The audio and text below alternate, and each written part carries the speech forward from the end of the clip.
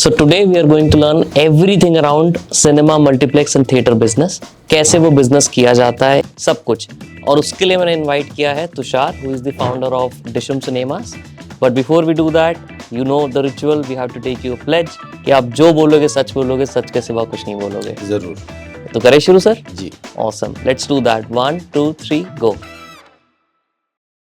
हाय Tushar sir, कैसे हैं आप? मैं बहुत बढ़िया हूँ. आप कैसे हैं? सब बढ़िया सर, बहुत मज़ा आने वाला है आज, क्योंकि बॉलीवुड, हॉलीवुड, इतनी फैसिनेटिंग दुनिया है सिनेमा की, मल्टीप्लेक्स की. जी. आज होपफुली सब कुछ सीख लेंगे हम आपसे कि कैसे एक सिनेमा, एक थिएटर, एक मल्टीप्लेक्स, पूरा का पूरा एक बिजनेस कैसे रन किया जाता है, कैसे आप एक थिएटर को लॉन्च करते हो, एक मल्टीप्लेक्स को प्लान करते हो, उसके अराउंड की logistics, movie distribution, ticketing, pricing, even food and beverages of the entire business. So we are super excited. Same here. Thank you so much. Thank you for having me. Thank you so much. Before we do that, before we jump into the business, आपसे थोड़ा सा ये समझना है कि आपकी personality, who is Tushar as a person, आप कहाँ से आते हो, क्या background है, how did you ended up launching Dishum Cinemas? एक होटेलियर हूँ मैं, जो रिटेलर बन गया. मेरा जो हमने पहले वार्तालाप किया, मैंने आपको बताया कि life has presented variety of startup and challenging options in front of me. मैंने कॉन्सियर्ज सर्विसेज ताज ग्रुप में लॉन्च किया. उसके बाद वार्नर ब्रदर्स में मैं गया और इंडिया के कुछ पहले डब्ड मूवीज़ की मार्केटिंग और डिस्ट्रीब्यूशन करी. पीवीआर एक बहुत छोटा उस समय स्टार्टअप था. मैंने उसमें ज्वाइन किया और 3-4 अलग अलग फंक्शंस में काम किया. उस ब्रांड को अपने हाथों से सहेजा और बढ़ाया है. और आईपीओ तक मैं उनके साथ था, उनके चीफ मार्केटिंग ऑफिसर था. और साथ में सिनेमा एडवर्टाइजिंग, जो हमारा एक बहुत बड़ा स्ट्रॉन्ग प्रॉफिटेबिलिटी का ट्राइपॉड है, उसको उस समय बहुत इवेंजलाइजिंग करने की ज़रूरत थी. उस पर काफ़ी काम किया मैंने. उसके बाद I was fortunate to join Reliance and worked in a company which was earlier called Ad Labs and then later on rebranded as Big Cinemas. और हमने कुछ 5 साल के अंदर 550 स्क्रीन खोली, India, Nepal, Malaysia, Mauritius etcetera. फिर मुझे अपॉर्चुनिटी मिली smash entertainment को हेड करने के लिए.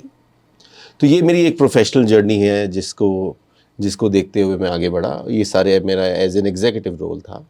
And there was a big gap in the industry to serve. एक काफ़ी बड़ा हेडरूम है ग्रो करने के लिए सिनेमा और मल्टीप्लेक्स इंडस्ट्री में. मैंने ये काम कुछ हज़ार सिनेमाज खुद किए हुए हैं, जिसमें पहला आईमैक्स थिएटर इंडिया का, पहला गोल्ड क्लास इंडिया का, पहला 3D सिनेमा इंडिया का, पहला 6D सिनेमा इंडिया का, digitisation of the cinema industry etcetera. तो ऐसे काफ़ी काम हैं जो सिनेमा इंडस्ट्री के मैंने पहले कुछ नए किए हुए हैं. और ये करते हुए देखते हुए एक अच्छा डेप्थ है, एक नॉलेज है, एक नेटवर्क है, जिससे मुझे लगा कि I think I am well suited to take this agenda forward. और मैंने आपको बोला कि हेडरूम ऑफ ग्रोथ तो बहुत ज़्यादा है ही, और उसके बारे में हम बात करेंगे. तो ये मिलते मिलते ही आई थिंक ऊपर वाले ने कहा कि सरस्वती और लक्ष्मी जी कहीं मिल जाएं. तो वो ही करने की कोशिश है. आप बॉर्न एंड ब्रॉट अप कहाँ से हो सर? जी, I was born in Patiala और मेरे पिताजी हरियाणा में इलेक्ट्रिसिटी बोर्ड में चीफ इंजीनियर थे. तो हरियाणा में काफ़ी टाइम मैंने स्पेंड किया स्कूलिंग में. फिर मैंने होटल मैनेजमेंट किया है लखनऊ से, और मैंने एमबीए किया है आईएमटी गाजियाबाद से. आप एक गैप की बात कर रहे हैं कि डिशम सिनेमा से सॉल्विंग अ ह्यूज गैप, जो आपने देखा बेस्ड ऑन योर एक्सपीरियंस. क्या है वो गैप? आई थिंक 2 प्रकार के गैप है. आज की डेट में जो सिनेमा डेवलपमेंट हुई है, मल्टीप्लेक्स इंडस्ट्री में जो डेवलपमेंट हुई है, वो एक 600 से 700 रुपये एवरेज रेवेन्यू पर यूज़र के लिए हो रही है. टिकट प्राइस जिसको बोल रहे हैं. टिकट प्लस खाने पीने के लिए आप 600-700 रुपया खर्च करके आते हैं जी. या फिर वो हैं सिनेमाज जो काफ़ी बुरी हालत में हैं, 60-70 रुपये में आपको पिक्चर दिखा देते हैं. उसके बीच में बिल्कुल ही एक खाली वो है. कोई 500-600 सिटीज और टाउन्स ऐसे हैं जो डिस्ट्रिक्ट हेडक्वार्टर्स होंगे, जिसमें 30-40 लाख की पॉपुलेशन भी होगी, बट वहाँ पे एक भी सिनेमा नहीं होगा। हम आज यहाँ गुड़गांव में बैठे हैं, यहाँ से अगर आप जाएं मोदी नगर में, पहले एक समय में 5 सिनेमा होते थे, आज एक भी नहीं है।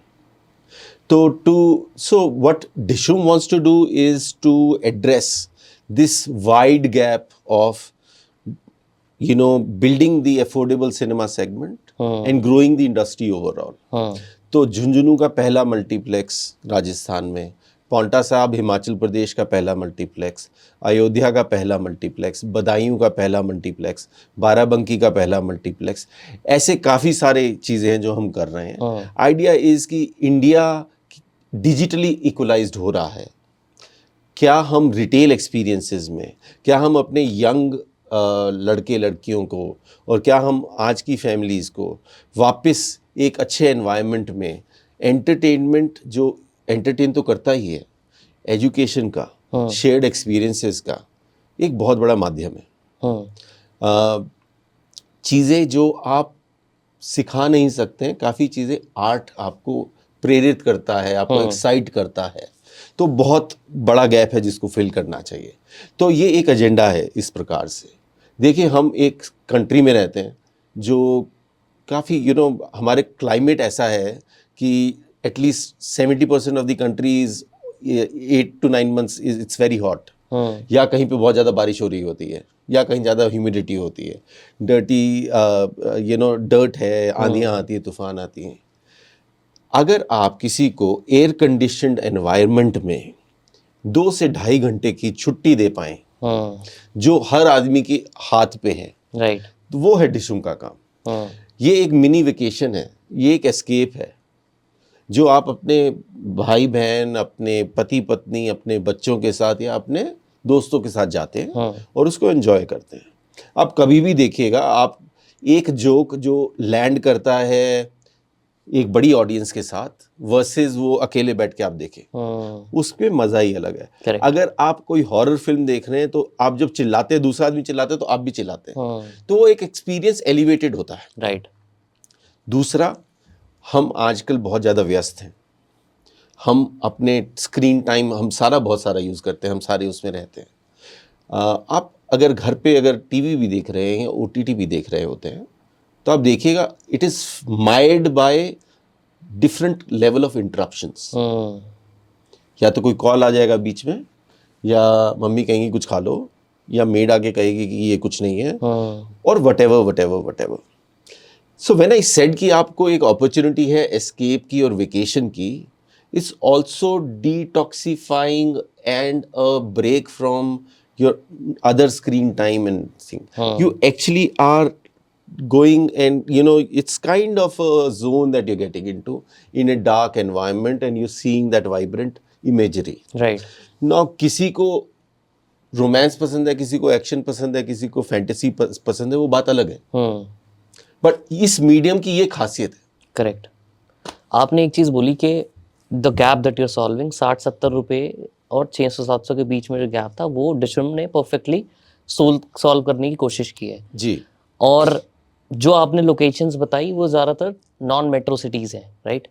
जितनी भी अभी आप तुम बताइए। वो मैंने एक एग्जांपल दिया, मैं साउथ दिल्ली में भी खोल रहा हूँ, मैं पटना में भी खोल रहा हूँ, मैं रांची में भी खोल रहा हूँ, मैं अहमदाबाद में भी खोल रहा हूँ, मैं भोपाल में भी खोल रहा हूँ, तो that is not an issue. Got it.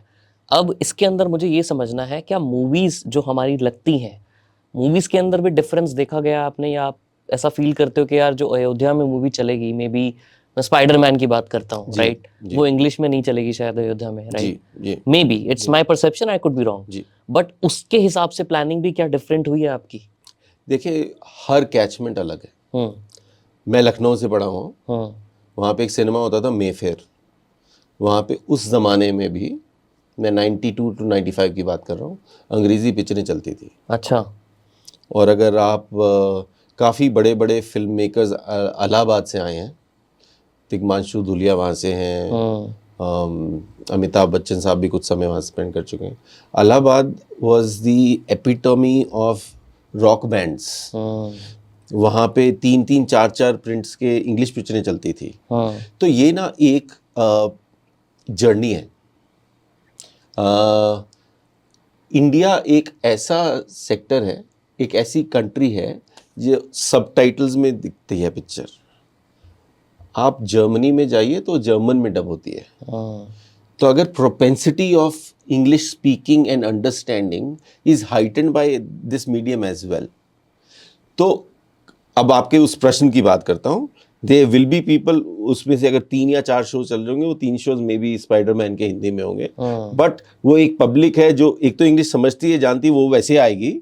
और एक ऐसा आदमी है जो कहता है कि भैया मेरे को इंग्लिश सीखनी है, मैं तो यही देखूंगा, इसी से सीखूंगा, और उससे अच्छा तरीका क्या है? राइट। सो इट्स, हमारा बहुत यंग कंट्री है, सो इसका एक आंसर कहीं पे भी नहीं है। बट क्या हर कैचमेंट में, हर लोकेशन में वो चेंज होता है। अब जैसे गुड़गांव में अगर आप पिक्चर चलाएं तो वो तमिल, तेलुगु, इंग्लिश, हिंदी चारों में चलती है। ये 3-4 साल पहले कभी किसी ने सोचा नहीं होगा। बट ये जो प्लानिंग है, ये हर स्टेट, हर सिटी के हिसाब से अलग की ये जाती हर है? सिनेमा के लिए होगी। अच्छा। हर सिनेमा, हर कैचमेंट, हर नेबरहुड के लिए अलग होगी। ओके। वो प्राइसिंग डिसीजन को भी अलग करती है, वो स्केड्यूलिंग डिसीजन को भी अलग करती है, वो choices of films that you playing को भी अलग करती है।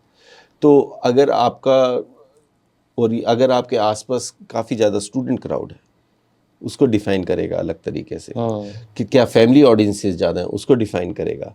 अगर लिंग्विस्टिक, अगर प्रेफरेंस है तो उससे उसको डिफाइन करेगा। तो ये बहुत लोकल लेवल का काम है। अच्छा, ये सिनेमा लेवल पे होता है? ये सिनेमा लेवल का काम है। ओके। ये ब्रॉड बेस्ड एक बड़ी पेंटिंग नहीं है कि आपने एक प्रकार से कर दिया। तो ये डिसीजन सेंट्रली नहीं लिए जाते? सेंट्रली नहीं है, ये बिल्कुल बेसिक लेवल पे है। ओके। अब जैसे हिमाचल प्रदेश में 10:30 बजे का शो नहीं चला सकते रात को आप। राइट। तो आपका लास्ट शो 9:30 तक खत्म हो चलना जाता है। चाहिए। हाँ। 9:30 चला, खत्म हो गया, आ गए, ठीक है। कुछ शहर हैं जैसे मेट्रो सिटीज में आप 1 बजे भी शो चला सकते हैं। Right. So these are all very local conversations. वो स्केड्यूलिंग पे भी है, वो प्राइसिंग पे भी है, वो प्रोग्रामिंग चॉइसेस पे भी है, उसकी लैंग्वेज चॉइस पे भी है, और कितने फिल्म, कितने शो में चलानी है उस पे भी है। Okay.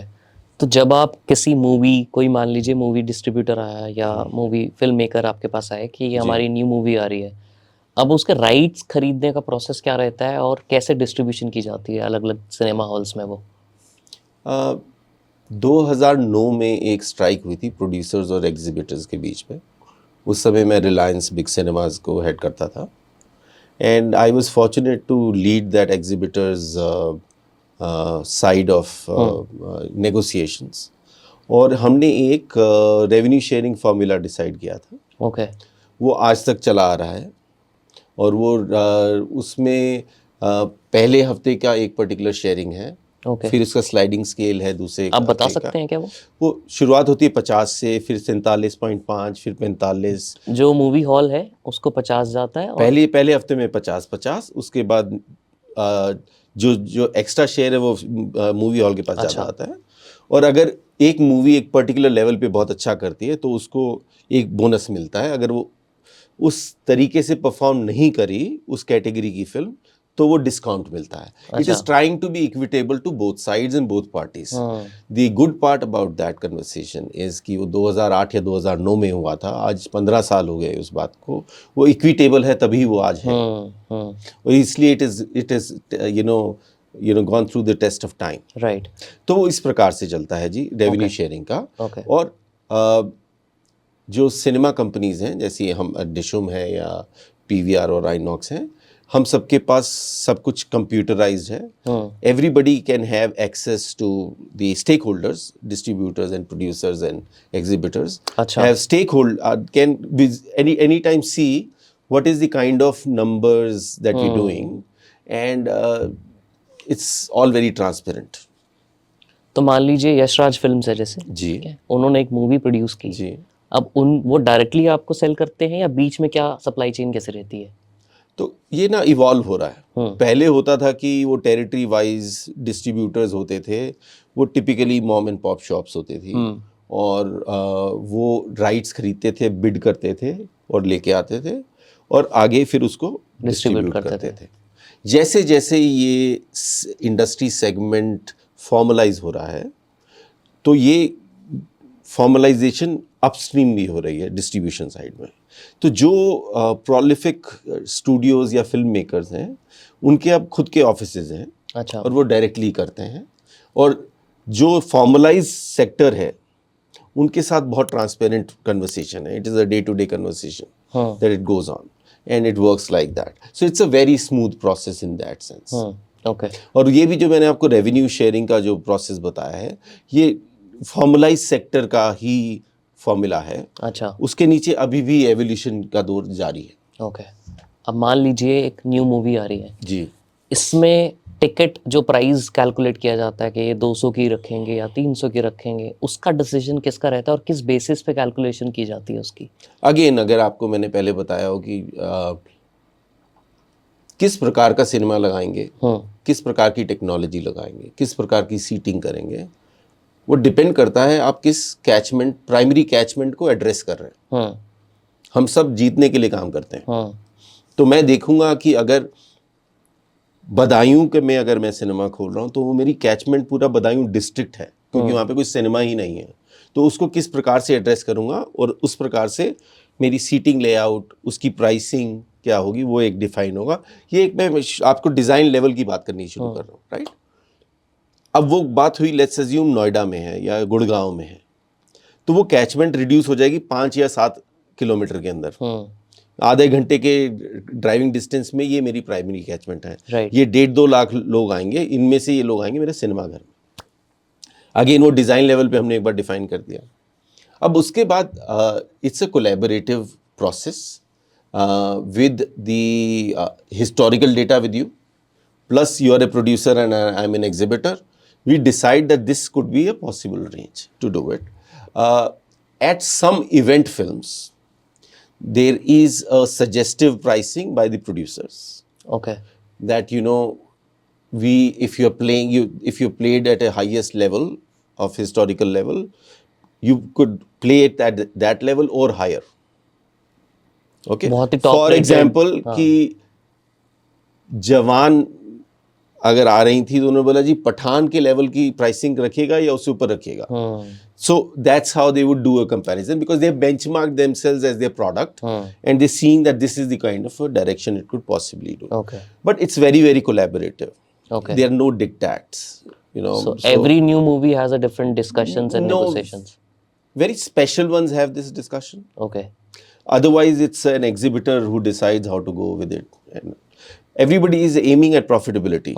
And as I explained earlier, producer and an exhibitor are always sharing the box office. Right.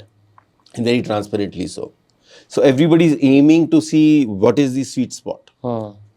Okay. अब थोड़ा सा डिशम के ऊपर वापस आते हैं। आइए।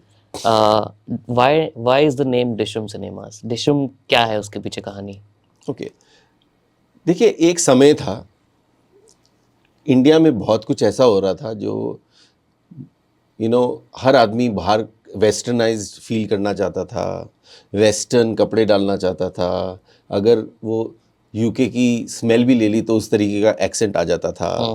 आपकी कंपनीज का नाम, आपके ब्रांड्स का नाम, it was very very affinity was, if it is modern it is equivalent to foreign का माल। राइट।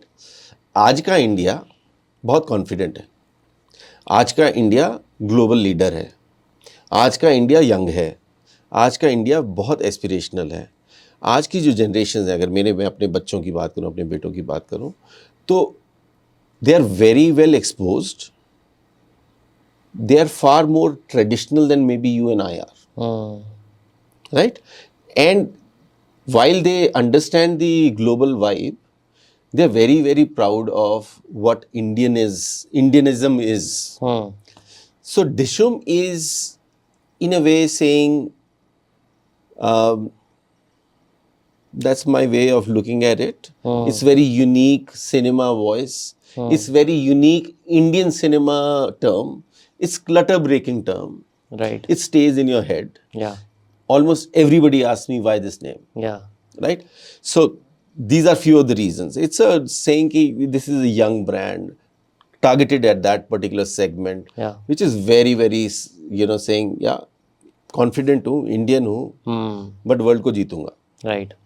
अमेजिंग। अभी कितने हमारे मल्टीप्लेक्सेस हो गए हैं? we are nearing a 100 screen mark, okay. and we are currently focusing in central north and east of India. Okay. We've yet to think of going towards west and south. Okay. एक basic difference ये समझाइए, काफी लोगों को नहीं पता multiplex क्यों बोला जाता है, why is it multiplex? Complex का प्लेक्स, मल्टी मीन्स एक से ज्यादा, तो मल्टीप्लेक्स का मतलब कि एक सिनेमा घर से ज्यादा, एक थिएटर से ज्यादा, तो मल्टीप्लेक्स हो गया। मतलब आप 2-3 ऑडिटोरियम्स हो गए, कम से कम 2 हो तो वो मल्टीप्लेक्स मल्टीप्लेक्स हो कंसिडर गया। किया जाता है। ओके। तो ये सिंगल जो होता है उसको उसको क्या? सिंगल स्क्रीन कहते हैं, Single उसको screen सिनेमा होता है। कहते हैं, सिंगल सिनेमा कहते हैं। Got it. It's हमारे very पुराने trade theatres terms. Normally single वो स्क्रीन ही हुआ सिंगल करते थे। स्क्रीन ही थे। ज्यादातर जो अब आते हैं वो सारे मल्टीप्लेक्स ही आते हैं। हाँ जी, अब आपके जितने भी हैं वो सब मल्टीप्लेक्स हैं? सारे ही मल्टीप्लेक्स। सारे मल्टीप्लेक्स हैं जी। उसके पीछे का कोई स्पेसिफिक रीजन होता है? क्या फायदा होता है सिंगल स्क्रीन वर्सेस मल्टीप्लेक्स में? ये एक लंबी कहानी है, I don't know how much time we have for that. अगर आपके पास है तो हमारे पास तो टाइम ही टाइम तो है। देखिए, पहले जब सिनेमा बनते थे हाँ तो एक समय में अमिताभ बच्चन की 4 मूवीज चल रही होती थी। हाँ। तो वो जो रन होता था वो डिजिटल प्रिंट एक आता था 70-80 हज़ार का, उस समय का वो आती थी कॉस्टिंग। उसकी वैल्यू निकालने के लिए वो बड़े बड़े सिनेमा घरों में जाती थी और वो 25 से 40 से 50 हफ्ते चलती थी। फिर वो निकल के किसी और सिटी में जाती थी, फिर वहाँ चलती थी। तो फिजिकल प्रिंट जाता था okay. और वो चलता था, राइट। तो वो इकोनॉमिक्स तब वो वर्क उस प्रकार से करती थी। उस समय के इंडिया में, फॉर एग्जांपल, मुगले आजम को इंडिया के 7 से 8% लोगों ने देखा है सिनेमा घरों में जाके। आज की डेट में आपके पास लीनियर टीवी है, सैटेलाइट है, ओटीटी है, बीच में डीवीडीज आई थी, होम थिएटर व्यूइंग थी, सब कुछ था। So it is an evolution of the segment itself, right. फिर एक दौर आया कि पायरेसी आई, वीडियो पायरेसी आई, लोगों ने सिनेमा में जाना बंद कर दिया क्योंकि सिनेमाज अच्छे ढंग से मेंटेन नहीं हो रहे थे। So there was a cycle that we went on growing. So worldwide, people started to look at a smaller formats, which were unit economics wise was working well. So from 1,000 to a 1,500 seater, they started saying, can we break them into many options? Also, movie production had moved up. जो पहले 15, 20, 25, 30 movies आती थी, आज की date में India में 1600 पिक्चरें बनती हैं, उसमें से 350 से 400 हिंदी में बनती हैं। तो 52 हफ्ते हैं, आपको एक समय पे एक हफ्ते में एक से ज्यादा ही चलानी पड़ेगी। हाँ, अब जैसे 12 तारीख को जब पिक्चर है तो 6 मूवीज हैं। अगर आपको चलानी है तो आपको प्रोग्रामिंग की आपको वो भी चाहिए, एक फ्लेक्सिबिलिटी, राइट। तो एक तो यूनिट इकोनॉमिक्स वर्क करी, डिजिटाइजेशन से प्रिंट कॉस्ट खत्म हो गई।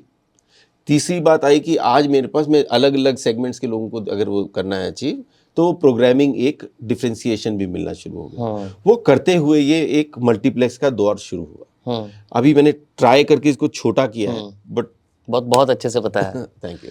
और इसके अंदर एक सिनेमा हॉल मल्टीप्लेक्स जब हम स्टार्ट करते हैं, typically what's the kind of investment that usually happens? देखिए, 2.5 से 3 करोड़ रुपया लगता है पर स्क्रीन का। पर स्क्रीन का कॉस्ट लगता है। इसमें हम ये टिपिकली लॉन्ग लीज करते हैं और इसमें इंफ्रास्ट्रक्चर का कॉस्ट इंक्लूडेड नहीं है। मतलब बिल्डिंग जो बनी है और उसके अंदर जो खर्चा हुआ है वो इसमें इंक्लूडेड नहीं है। तो अगर 2 स्क्रीन का मल्टीप्लेक्स है तो 5 करोड़ तो आपका स्क्रीन का ही हो गया अंदाजा। If I may use industry term, it is fit out cost of the retailer, that is the exhibitor. Okay, fit out cost. Okay. जो जैसे आपने एक्यूस्टिक्स में क्या कर रहे हैं, क्या टेक्नोलॉजी लगा रहे हैं, क्या स्क्रीन्स लगा रहे हैं, क्या प्रोजेक्टर्स लगा रहे हैं, क्या साउंड लगा रहे हैं, क्या सीट्स लगा रहे हैं, क्या कंसेशंस में डाल रहे हैं, एटसेट्रा एटसेट्रा, उस सब का जो कॉस्ट है मैं उसकी बात कर रहा हूँ। इसके अलावा क्या क्या खर्चा होता है एक सिनेमा हॉल को, मल्टीप्लेक्स को रन करने के लिए? Like a typical retail business, आपको एक रियल एस्टेट कॉस्ट देनी होती है, रेंट और कैम्प देना होता है लोगों को। Which is overall how much percentage of the business? देखिए, डिपेंड करता है आप कैसे इसको चला रहे हैं। 14 से 25% तक जाता है वो, डिपेंड करता है कौन कैसे। इंडिया में हाई है? इंडिया में टिपिकली रेंटल्स तो थोड़े से हाई हैं ही, उसमें तो कोई शक ही नहीं है, राइट। सो एक तो यही खर्चा होता है सबसे बड़ा। फिर एयर कंडीशनिंग और यूटिलिटीज़ का एक खर्चा है जो typically since you want to have numbers around it varies between 6 to 10%. Okay. I'm giving you depending on how you're doing it, Right. and I can then tell you how we're doing it too. Yeah. Okay. मैंने आपको बताया जो distribution cost है वो तो revenue sharing पे ही है। जितने लोग आए उसके ऊपर से रेवेन्यू शेयरिंग हो गया। उसका अपफ्रंट पैसा कुछ नहीं देना होता आपको। Some advances which are recoupable. Okay. But if you're good paymasters, if you have a reputation, I think that is also negligible. Okay. Okay. Please. Okay. खाने पीने का भी जैसे खर्चा है वो एक है, and then salaries and other benefits is the way kind of. तो मेजर कॉस्ट तो आपकी जो फिट आउट कॉस्ट जो आपने बोली वही है स्टार्टिंग की। So it's a high capex business. You are actually creating an infrastructure, right. it also works as a barrier to entry. Correct. Right. अगर 4-5 लाख पॉपुलेशन का अगर एक सिटी है, अगर वहाँ पे एक मल्टीप्लेक्स आ गया तो typically it's almost your territory, because आप ही वहाँ के ऑपरेटर रह सकते हैं। दूसरा तो इतनी जल्दी आएगा नहीं, राइट, क्योंकि वो हाई केपेक्स है और एक टाइम लगता है करेक्ट। इंसेप्शन से वहाँ तक पहुँचने में। कितना टाइम नॉर्मली लग जाता है? देखिए पहली तो कॉस्ट है, पहली तो टाइम कॉस्ट है बिल्डिंग बनाने की। हाँ, ठीक है। अभी तक हमने जो भी बनाया हमने मॉल्स में ही बनाया है, राइट, राइट। तो वो बिल्डिंग बनाने का एक खर्चा है और टाइम लगता है। उसके बाद हमारा फिट आउट में टाइम लगता है। तो inception to delivery of this thing can be 24 months to 36 months। एक न्यू सिटी लॉन्च में बेसिकली अगर ऐसे बोले तो। हाँ, बट देखिए ना, ये मल्टीपल जगहों पे मल्टीपल काम हो रहा है, राइट। ये भाई साहब कोई मॉल बना रहे हैं, ये तो अपना काम कर ही रहे हैं। करेक्ट। मेरे संपर्क में जब आए मैंने तब से बात करनी शुरू करी और फिर मैंने उनसे आगे बात करी, राइट। बट अगर आप ग्राउंड डे 0 से बात करेंगे तो इतना समय लग जाता है, राइट। दूसरा जो आपका जो प्रश्न, इसका नेक्स्ट प्रश्न जो हो सकता है कि इसका चैलेंज क्या है। मैं कल ही किसी से मिल के आया जो एक मॉल, बहुत बढ़िया मॉल बना रहे हैं और एनसीआर में ही है, और वो 10 साल से बना रहे हैं। मॉल बना रहे हैं 10 साल से? हाँ। अच्छा। उनको पहले कहीं लाइसेंसिंग में इशू आया, फिर कोई फाइनेंशियल इशू आया, करते करते उनको 10 साल लगे उसे बनाने में। जो 2014 में कंसीव किया था, आज 2024 में बात कर रहे हैं और अभी भी बन रहा है, तैयार है, मतलब अभी हैंड ओवर स्टेज में। So those aberrations are also there, and infrastructure building is almost infrastructure building, right. and that is the challenge, that is the opportunity, and that is the entry barrier as well. Right, right. अब इसमें अगर मैं पूछूं तो आपने licence के, mall के licence की बात की, राइट? जी जी। सिनेमा हॉल के लिए भी हमें कोई लाइसेंस अलग से लेना पड़ता है? बिल्कुल लेने पड़ते हैं। देखिए, you are getting into, you are gathering public in a environment, right. It is not only your duty, it's also by law, mandated by law, that you need to go through a process called National Building Code. Okay. उसमें defined है कि आप कैसी अपनी fire की evacuation के लिए क्या क्या करेंगे, फायर प्रिवेंशन के लिए क्या क्या मटेरियल्स यूज़ करेंगे, किस प्रकार से अपनी आप बिल्डिंग कोड के हिसाब से अपनी सीटिंग अरेंज करेंगे, कैसे एग्जिट्स प्लान करेंगे, एवरीथिंग इज प्लान। ओके, ये फायर के लिए हुआ। इसी प्रकार से इलेक्ट्रिकल में आप क्या करेंगे, किस प्रकार का मटेरियल यूज़ करेंगे। ओके, आपने अगर 1000 सीटों की कोई चीज़ बनाई है, उसकी एडिक्वेट आपके पास वॉशरूम्स हैं कि नहीं है। Planning in every sense has to go through that, right. Like we may not realize it, but if you go to a hospital, if you go to a railway station, और if you go to a cinema hall, all of these calculations of what kind of a traffic at a time will come, what all facilities are required at a peak level is how it gets defined for everything else. Okay. आपने benchmarks define कर लिए। अगर आपने benchmarks define किए तो maker और auditor तो same हो नहीं सकता। ठीक है ना? तो कुछ लोग कहते हैं कि यार ये तो यार बहुत है कि लाइसेंसिंग में ऐसा हो रहा है, वैसा हो रहा है। मानता हूँ, but every system needs to be checked by a third party, and it's a process. तो उस प्रोसेस में ट्रैफिक पुलिस भी आता है, फायर डिपार्टमेंट आता है, इलेक्ट्रिकल डिपार्टमेंट आता है, पब्लिक ये टाउन प्लानिंग आता है। At some places town planning नहीं होता तो उसको PWD एंड B&R करता है। ओके। हेल्थ आता है, FSS food and safety regulation आती हैं। ये सब इकट्ठे होने के बाद, सर्टिफाइड होने के बाद, डिस्ट्रिक्ट एडमिनिस्ट्रेशन जब NOCs मिल जाती हैं इन सब से, तब कहते हैं कि भैया अब आप उद्घाटन कर दो।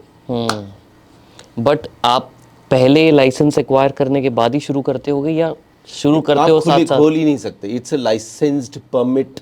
It's you cannot operate a hospital, you cannot operate a school, you cannot operate a college, you cannot operate a can cinema you start hall construction? without commencement of business only happens after the permit. आप उस प्रकार से बनाएंगे, कोई भी businessman क्यों करेगा काम Right. जो which will violate the Correct. end result, right? Yeah. So या अब इसके अंदर मेजर आई थिंक एक सबसे बड़ा जो चैलेंज रहता है एक थिएटर को रन करने में, मल्टीप्लेक्स को, दैट इज द ऑक्यूपेंसी, जी राइट? जी apart from obviously these challenges that you आपने बताए, हाउ डू यू इंश्योर, या मैं पूछूं what is the optimum occupancy level average एक मूवी का रहे जिससे आपको पता है कि ब्रेक इवन तो हो ही जाएगी, ऐसा कुछ नंबर? देखिए, रमेश सिप्पी साहब से किसी ने पूछा भैया शोले कैसे बनाई, हाँ। कहते मुझे पता होता मैं 100 और बना लेता। तो वो बात तो किसी को पता नहीं है। अच्छा, ओके। ठीक है ना। What vibes with the audience, हाँ। Only audience knows. हर आदमी जो पिक्चर बनाने जाता है ना, उसको अच्छी लगती है वो? नहीं, वो दिल से करता है, बहुत मेहनत से काम कर रहा होता Right. है, अपनी सेंसिबिलिटी से बेस्ट पॉसिबल ऑप्शन दे रहा है। Yeah. आज भी हम जो बातचीत कर रहे हैं, मैं अपनी तरफ से जो मेरे को जितनी समझ है उस प्रकार से बोल रहा हूँ। आपके प्रश्न आपके तरफ से आ रहे हैं, Correct. बट हम बेस्ट पॉसिबल कोशिश कर रहे हैं। Correct. अब वो कितना वाइब करेगा वो तो पता नहीं है, right? So that is what applies to film making side of it. या What am I? I'm actually a reseller of somebody else's goods. Right. I'm in a way specialty retail. I am a infrastructure provider. I am a hospitality sort of a business where I'm saying कि आइए, आमिर खान पसंद है तो आमिर खान देखिए, Spiderman पसंद है Spiderman देखिए, अगर आपको एनिमल पसंद है एनिमल देखिए, जो देखना है वो आप देखिए। I will fine tune myself to create something that I can create a lasting and an impactful business for myself. It's fairly similar to how airline businesses operate. They do not control fuel costs.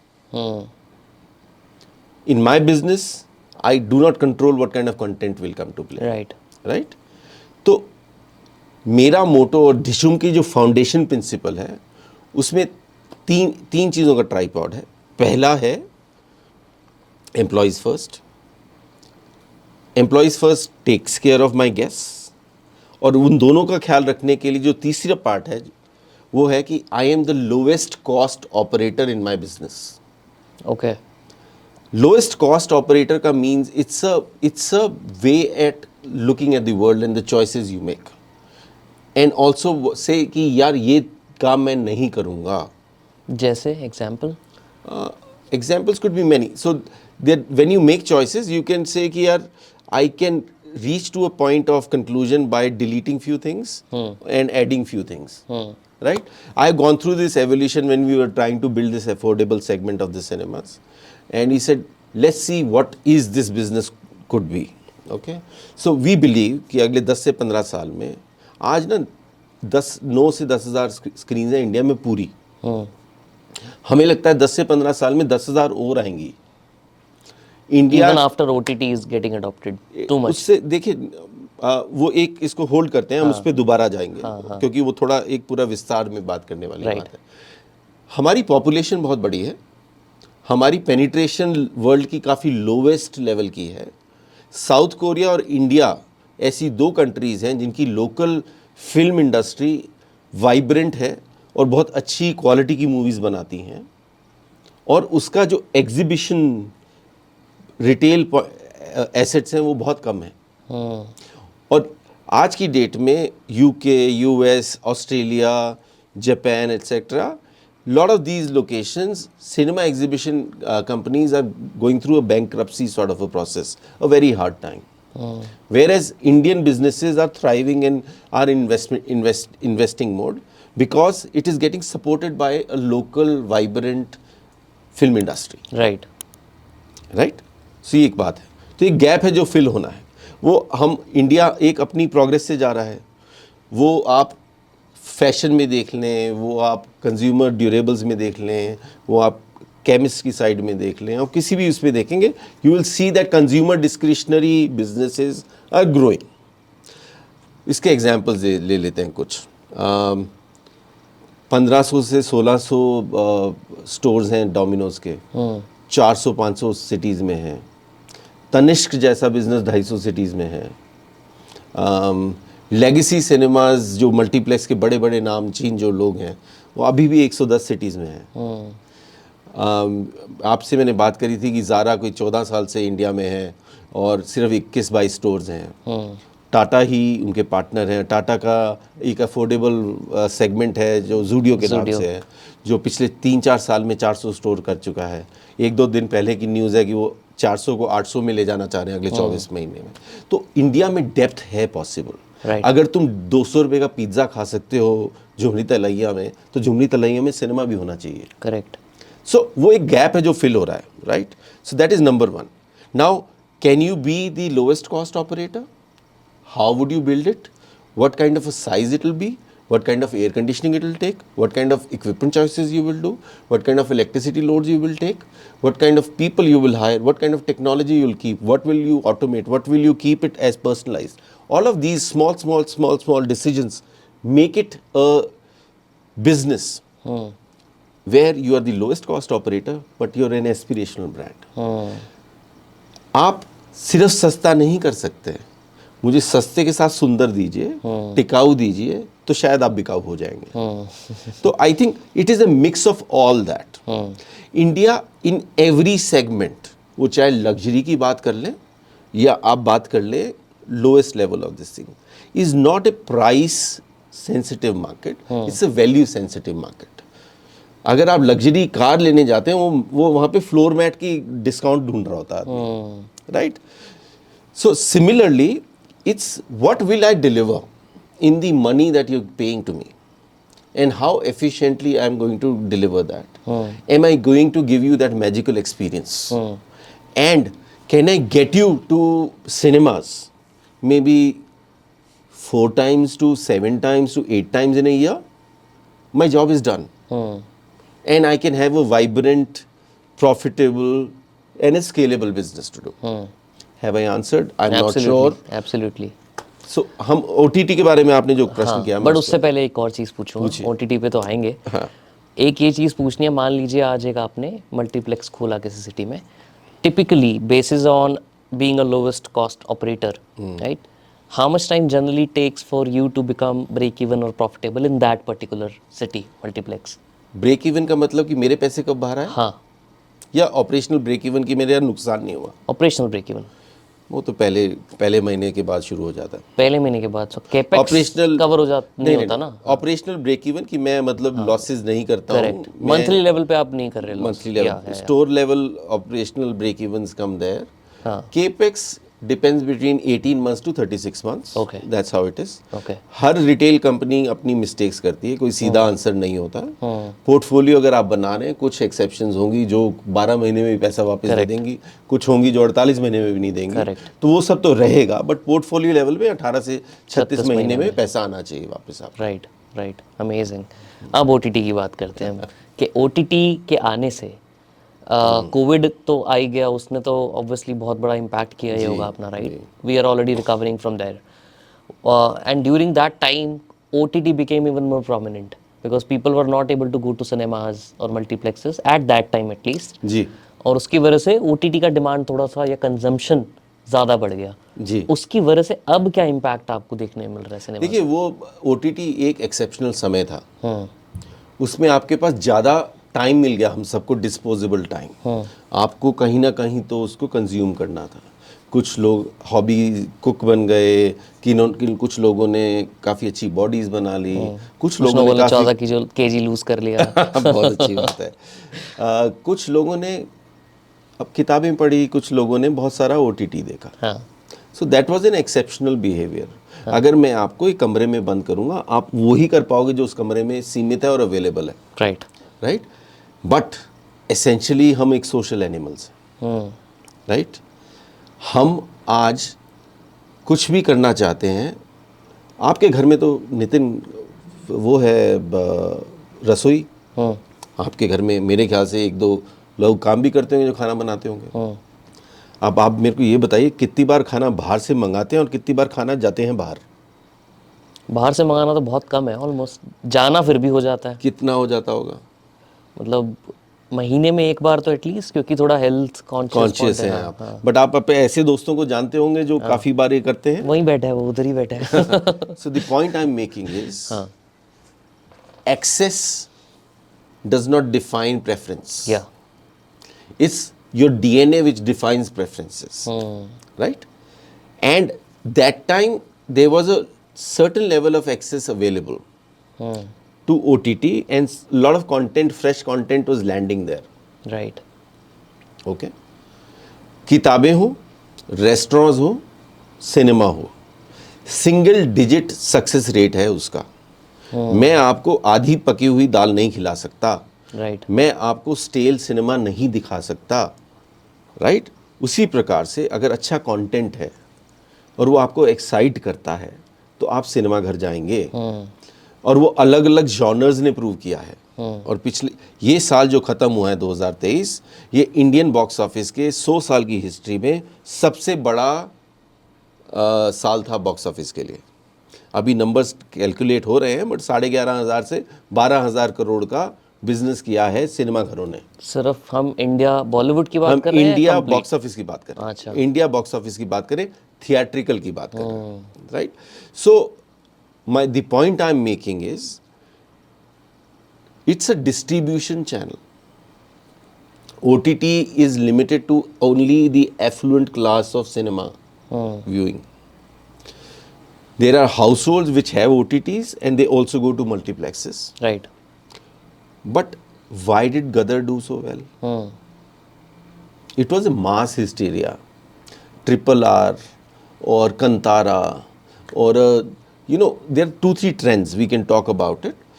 What is happening is the appeal of the large screen format, freshness of content, and since there are windows of access, वो अभी exclusively ही cinema में available है, एक certain number of people go to cinemas. That is the fountainhead for the other businesses to flow from. Music, OTT, fashion, all of these choices are impacted by what comes on films. Large scale films, 60 to 70% of their revenue recovery happens from the cinemas. आज की date में अगर आप OTT buyer हैं, जो OTT की management है, वो कहते हैं सिनेमा सक्सेस बॉक्स ऑफिस, अगर इसने 400 करोड़ किया तो मैं आपको 40 पैसे दूंगा, और 300 करोड़ किया तो शायद 25 पैसे दूंगा।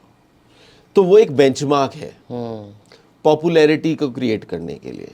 अब क्विंटिन टेरेंटिनो हुए या रोहित शेट्टी हुए, वो बनाते हैं पिक्चर बड़े पर्दे के लिए, वो इम्पैक्ट के लिए बनाते हैं, ठीक है? उसका एक long tail residual revenue stream है ये OTT और लीनियर टीवी और बाकी चीज़ें।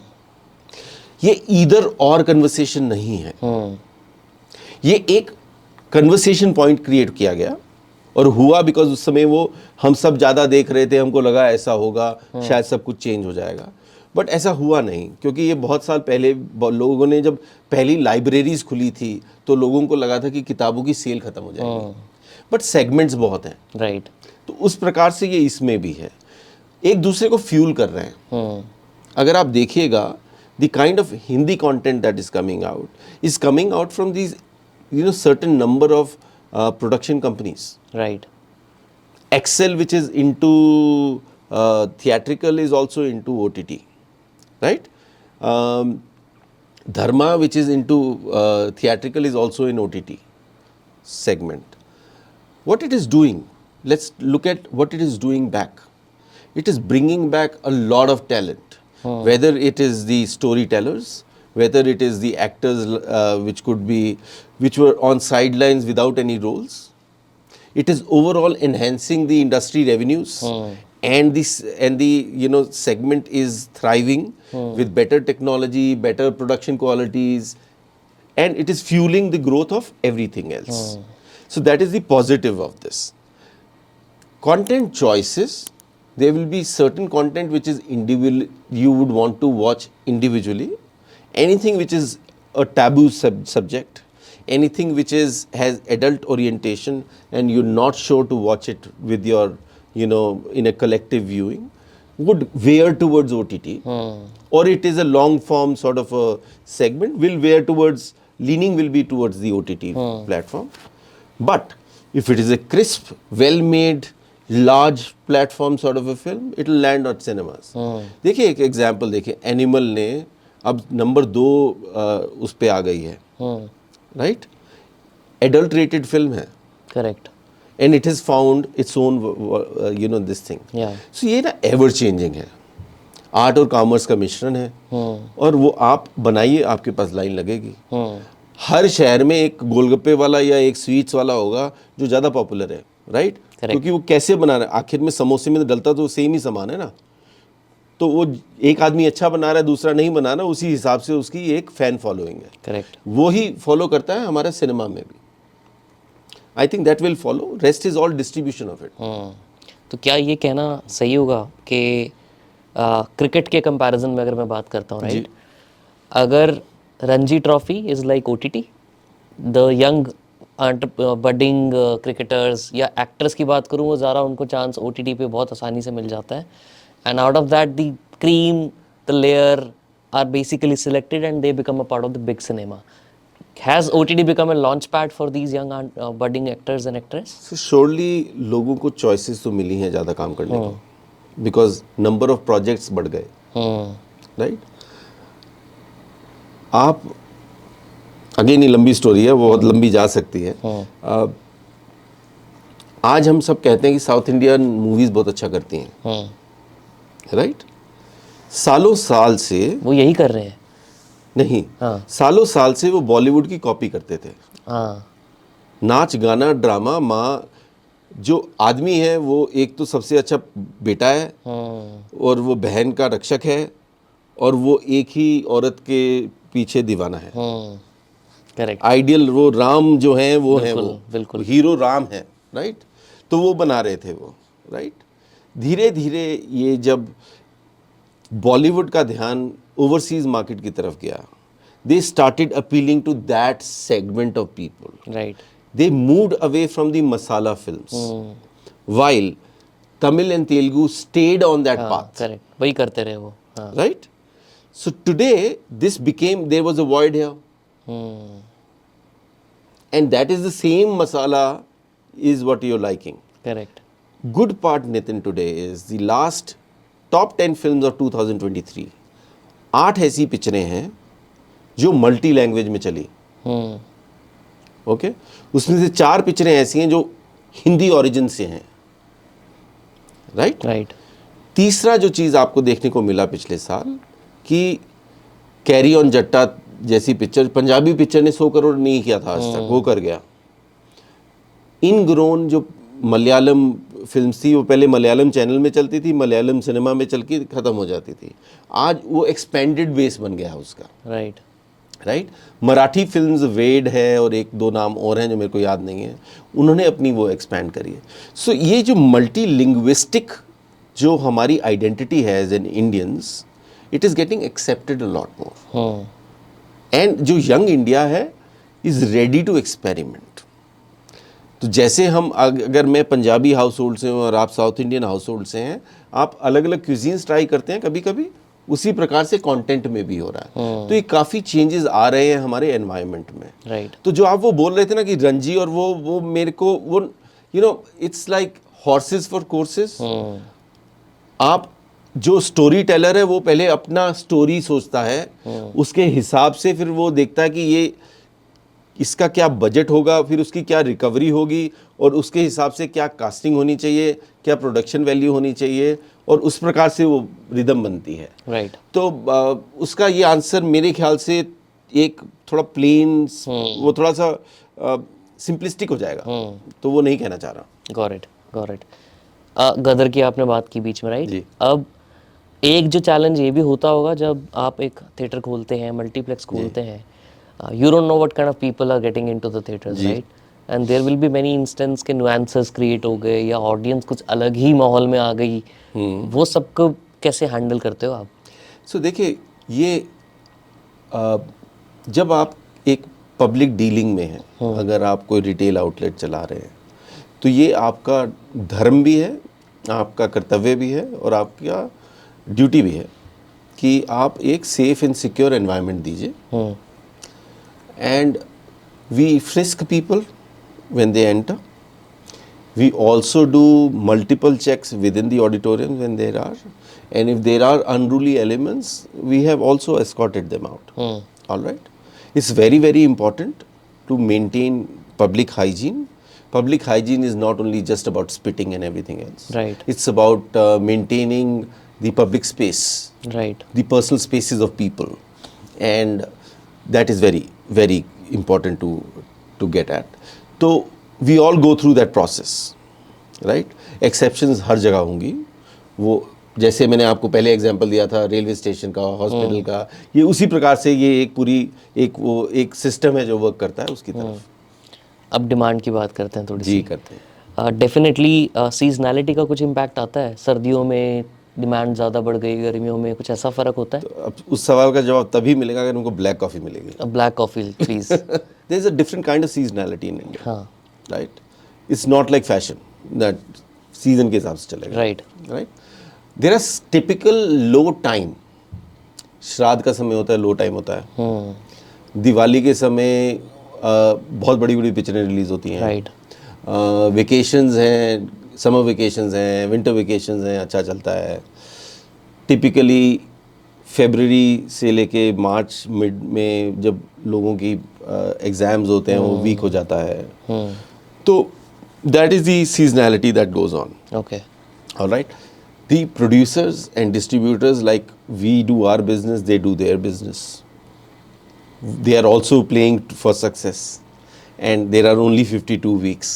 Right. So then, there is always a plan that is moving, कि ये पिक्चर कब आएगी, उस प्रकार से वो चलती रहती है।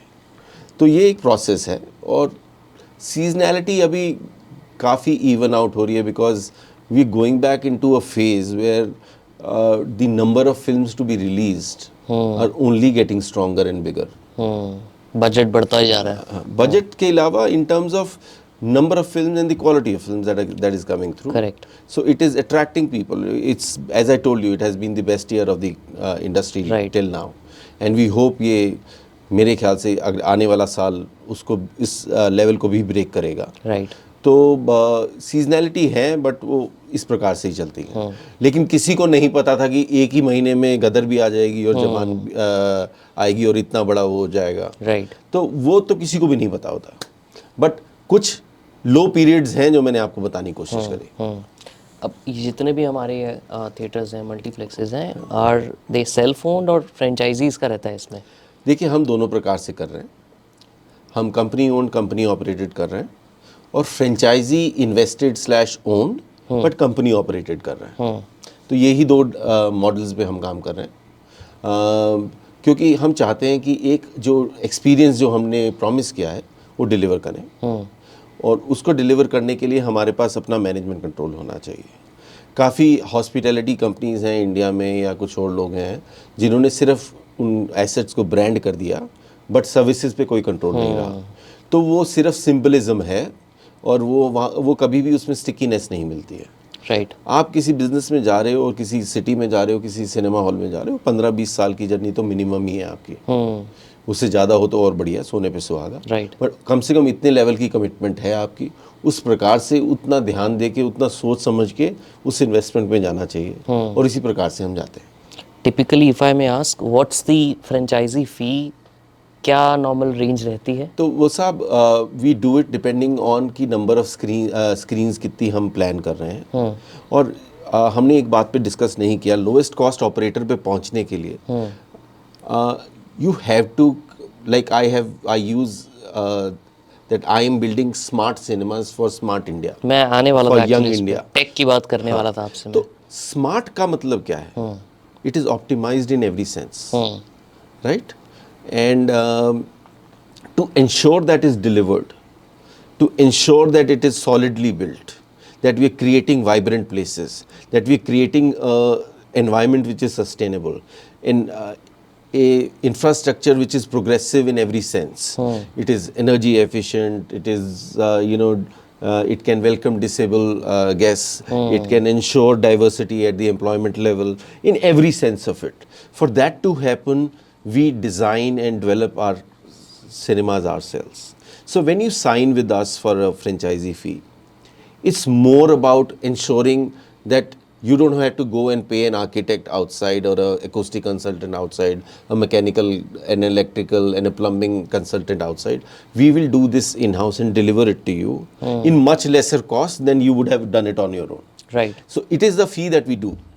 Now अब वो डिपेंड करता है 2 स्क्रीन का सिनेमा है, 3 का है, 4 का है, उस हिसाब से ये वैल्यू डिसाइड हो जाती है। ओके। ठीक है, वो टिपिकली 8 से 10% ऑफ द केपेक्स वैल्यू होती है। अच्छा, अब वो जितना बड़ा प्रोजेक्ट होगा उसके हिसाब से डिफाइन होता है। केपेक्स तो उसी को लगाना है ना, फ्रेंचाइजी वाले को ही लगाना उसी ने, बट आप देखिए ना उल्टी बात समझिए। I don't know, so if you go to an architect and say कि मेरे को 10,000 स्क्वायर फीट की कोई चीज़ बनानी है, तो वो depending on their reputation and the kind of practice they do, वो 100 से 300 या 400 रुपये पर स्क्वायर फीट मांगते हैं आपसे। वो आपके केपेक्स में वैसे इनग्रेन्ड होती ही है वैल्यू। मैं कह रहा हूँ कि मेरी जो पाइपलाइन है, जो मेरी वेंडर वो है, वो सब करते करते वो वैल्यू बनी जाता है। हाँ। नहीं, मैं आपको मेरा तो सिर्फ एक ही इरादा रहता है कि अगर बिजनेस में आप पहले दोगे नहीं तो लेने का हक बनता ही नहीं। Correct. Right? So it is about delivering more than what you possibly could. True. If you were able to do something in 3 crores, can I make your 2.5 crores and make it look 5 crores? That is the basic idea that we work on. Otherwise इतना experience, knowledge और networks का फायदा क्या है? फायदा क्या है? तो वो एक परसेंटेज है। तो डिपेंडिंग अपॉन, अगर वो 2 स्क्रीन का सिनेमा है तो डिपेंडिंग ऑन कि छोटे शहर में या बड़े शहर में, तो वो 15 से 25 लाख रुपए की फ्रेंचाइजी फीस है। ओके। ठीक है, वो बड़ा होगा तो उसके हिसाब से वो चेंज होता रहेगा। उसके बाद 8 to 10% is the royalty, commission बोल लीजिए। करेक्ट। ओके। अब इसके अंदर क्या ये हमारा जो डिमांड हुआ, राइट, मार्केटिंग भी बहुत बड़ा इम्पैक्टफुल एक प्ले रहता है। लोकल लेवल पे मार्केटिंग करते हो आप या सेंट्रलाइज मार्केटिंग करते हो आप? दोनों लोकलाइज करते हैं। अच्छा। देखिए, ये ऐसा बिजनेस है जिसमें डिस्कवरी के लिए आपको काम नहीं करना होता। आपकी मूवीज ही वो काम कर रही होती हैं। राइट। आप फैशन ब्रांड नहीं है, आप कंज्यूमर ब्रांड नहीं है उस प्रकार से कि आपको डिमांड जनरेट करनी है। राइट। डिमांड तो मूवीज जनरेट करती हैं। करेक्ट। आपको क्या करना है? आपको अपनी रेपुटेशन का ख्याल रखना है। आपको जो आ रहे हैं लोग, उनकी हॉस्पिटैलिटी का ख्याल रखना है। आपको उनको एक अच्छा एनवायरनमेंट देना है, एक साफ़ सुथरा एनवायरनमेंट देना है जो अच्छे तरीके से महक रहा है, जो अच्छे तरीके से चहक रहा है। क्या म्यूज़िक की चॉइस करी है, कैसे आपके लोग ट्रेंड हैं, क्या खिला पिला रहे हैं, किस प्रकार से खिला पिला रहे हैं, किस प्राइस पे खिला पिला रहे हैं, आपका एयर कंडीशनिंग टेम्परेचर्स अच्छे हैं, आपकी पिक्चर क्वालिटी अच्छी है, आपकी साउंड इमर्सिव है, etcetera. That is where the cinema halls reputation gets built. And then in a competitive environment, people choose to go in destination A, B or C depending on what is available to them. So in a way हमारे को it's more a reputation business. क्योंकि मैं बोल ही नहीं सकता आप कौन सी picture देखने आओगे। Correct. वो तो चूज आप ही ने करना है। Correct. Right. But people do have a choice between going to X multiplex versus Trishul, right? Correct. So in order for them to come to you, ji. Do you have any other incentives for them to come to you? कुछ आप अपने level पे कर सकते हो या कभी सोचा है कि ये कर सकते तो हैं? देखिए, उसमें 2-3 काम किए जाते हैं। एक तो है कि आप स्पेशलाइज्ड प्रोग्रामिंग करते हैं। Like example? It could be stand-up comedy. It could be theater. It could be music concerts. It could be, bringing in opera. It could be sporting events. Okay. It could be any of that. Okay. In the same theater. Yeah, because these are connected devices. You could do many things. Correct. And, you have the infrastructure. But आपने किए हैं ये सब चीज़? हाँ। अच्छा। मैंने काफ़ी समय स्पेंड किया है इस इंडस्ट्री में, तो lot of these things I have done. Right. तो हमने ओपेरा भी किया हुआ है, हमने स्पोर्टिंग इवेंट्स भी किए हुए हैं, हमने स्टैंड अप शोज किए हुए हैं, गेमिंग इवेंट्स किए हुए हैं, बहुत कुछ किया हुआ है. ओके। अब ये let's go to that I am in Ponta Sahib. Ponta Sahib is an industrial town. अब वहाँ पे कोई ऐसा होटल ही नहीं है जहाँ पे अगर किसी ने ट्रेनिंग करनी हो. तो अगर किसी को 150 एम्प्लॉयज़ को एंटरटेन करना हो और ट्रेन भी करना हो, तो हमारा सिनेमा हॉल बुक करेगा. उसको एक बहुत स्क्रीन बड़ी मिलेगी जिसमें वो अपना ऑडियो विजुअल कर पाएगा. अच्छा खाना पीना मिलेगा, एयर कंडीशन एनवायरनमेंट मिलेगा और मेरी लॉबी मिलेगी. So I am a multi functional venue. While my bread and butter remains to be cinemas, but I have many other ways I can, do this. Right. We also have something called Dishum Learning. Dishum Learning. So I am an interconnected environment. Can my environments be used for doing IELTS training? Can it be used to do, civil services remote training?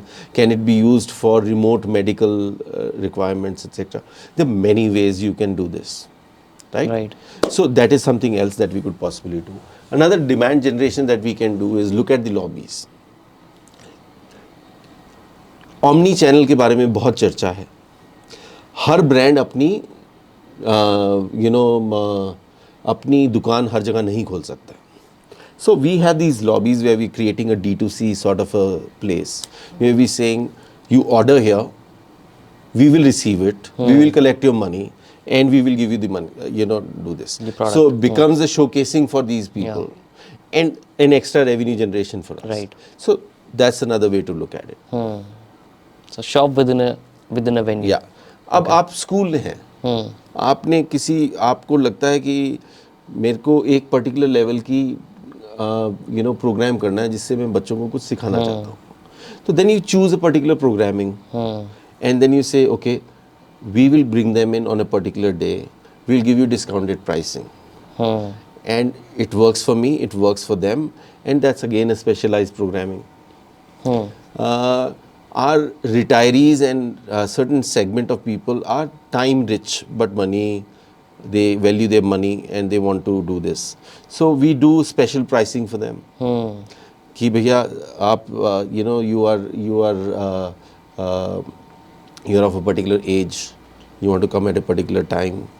We also at certain locations run a program called Wow Wednesdays, where we say that boss 99 rupees में आइए, सारी पिक्चरें देख के जाइए पूरे दिन picture देख के जाइए.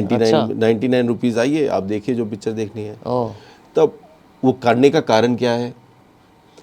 कभी कभी ऐसे समय में अगर आप प्राइस पॉइंट गिरते हैं तो क्राउड्स मिक्स हो जाते हैं.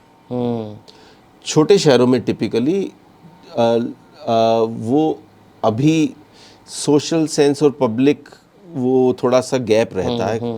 क्लासिस्ट बोलते हैं, कैसे भी, मतलब कि वो कुछ तबके एक दूसरे के साथ जुड़ते नहीं. So in a way I am saying, if there is a certain segment that is coming, on that day you don't come. But these kids will come, or these people will come, they'll watch the movies and move on. They're budget seekers. Correct. So that is how we have done, variety of cuts. On day parts, what you could do, on week parts, what you could do, on price points, what you could do, on programming, what you could do, on associated revenues that you could possibly do, how you can do brand collaboration and sponsorships, what you could do. It's mix of all that. Cinema is a brand building medium. Right? Yeah. Anything that you do at cinema level creates that value of brand, because it's a captive audience. It is a very focused audience. It's a paying audience. So, very, very targeted way of building your brand is how cinema advertising is used for. Right. इस पे मेरे दो सवाल है। एक question तो ये है, आपने बोला 99 रुपीज़, ठीक है जी। अब मूवी प्राइसिंग तो आपने डिस्ट्रीब्यूटर के साथ डिसाइड की थी कि यार सर। 200 रुपये की टिकट है, सर बट आप वो 99 में जब आप पूरे दिन का बोलते हैं तो फिर वहाँ आपका वो एंगल कैसे काम वो करता तो है? अभी भी रेवेन्यू शेयरिंग चल रहा है सर। बट सेम मूवी को आप कम में दिखा सकते हो। दिखा सकते हैं। हम्म, तो for example they would be for an exceptional level of films they could be restriction कि यार ये कुछ मूवीज़ को इसमें नहीं इंक्लूड करिए, but apart from that it gets played out. Okay. और आपने बात की ब्रेड एंड बटर की, राइट? जी जी जी। Food and beverage is also very major contributor of revenue. Sir, जी सर। ओवरऑल अगर हम 100 रुपये का बिजनेस करते हैं, फूड एंड बेवरेजेस से कितना आता होगा नॉर्मली, या कितना आप होपफुली आना चाहिए? रेवेन्यू मिक्स की बात कर रहे हैं? हाँ, रेवेन्यू मिक्स की। सो देखिए at a stabilized level 55 to 65% should be box office. 25 to 35 should be F&B.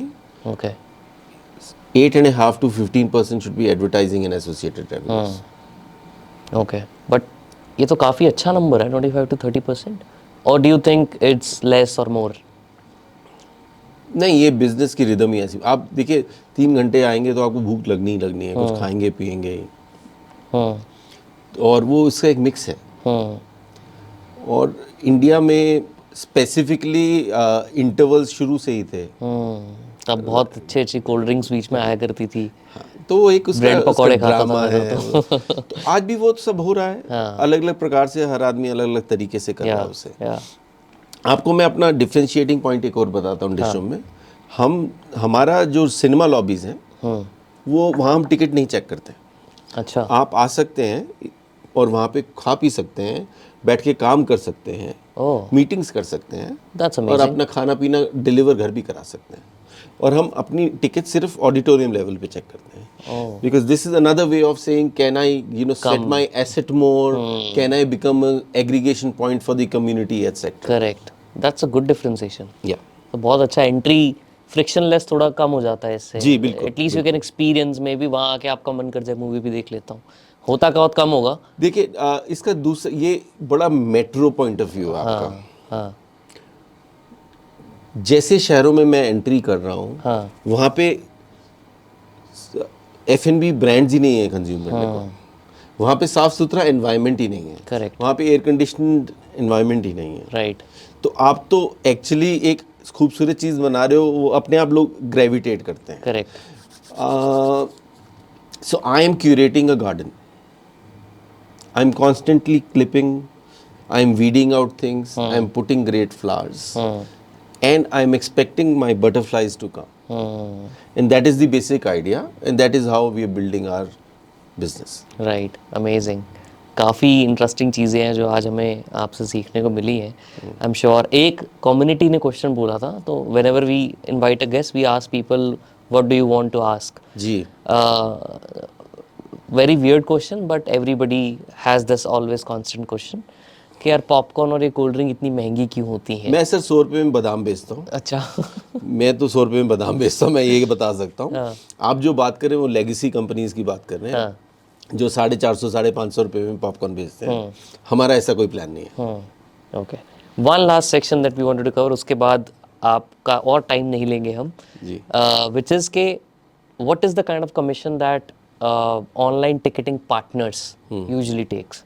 जैसे बुक माई शो हो गया, पेटीएम इनसाइडर हो गया, ये सब। देखिए ये थोड़ा सा कॉन्फिडेंशियल कंपनी लेवल की वो है, और वो मेरे साथ में एक और कंपनी भी अटैच्ड है जो बात करती है।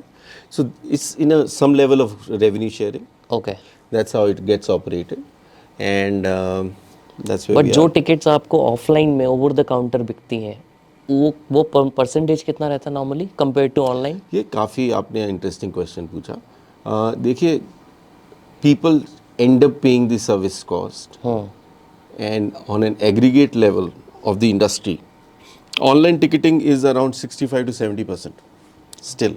Okay, While they are a little expensive to get, but still it's a very big number. because it's convenient. It's convenient, your ticket is insured, you know what you're buying. Correct. And you don't have to come to a place to buy it and then go back. You can also select your seat, preferred That choice. you can select anywhere, right? I think it's friction, it's convenience, it's about that. Okay. बहुत अच्छा लगा sir, thank you so much for being here. I hope interesting चीज़ें हमने आपसे पूछी होंगी, and we loved it, we really enjoyed it. कुछ आपको कहना है for people who are trying to get into this business? You have the forum. देखिए, अगर आपको एक एन्युटी बिज़नेस क्रिएट करना है, अगर आपको लगता है कि आपके शहर में एक सिनेमा हॉल आना चाहिए और जो सस्ता, सुंदर और टिकाऊ हो, तो आप हमें संपर्क कीजिए। नितिन जी के पास आने का भी एक ये भी पर्पस था, apart from sharing what ever I could possibly do, is आप हमें मिलिए। और नितिन, आप उसके बारे में अगर नीचे डाल दीजिएगा, एब्सोल्युटली। तो we'll be happy to engage with you and see if we can bring world class cinema experience in a town near you. या मेरे टाउन में जल्दी आना बस आप। आप तो आएंगे, ज़रूर आएंगे सर, बिल्कुल आएंगे। Thank you for being here sir. Thank you.